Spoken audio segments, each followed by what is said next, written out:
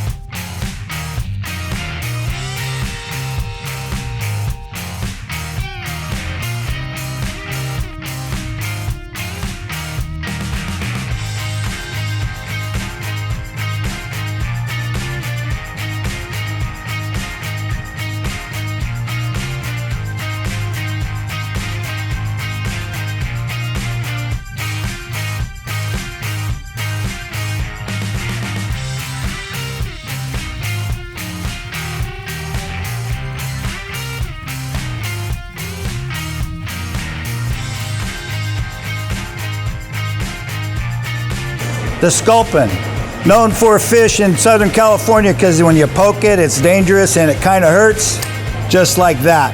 We just broke down a swordfish with this little trusty pocket knife, again with the PowerPoint tip.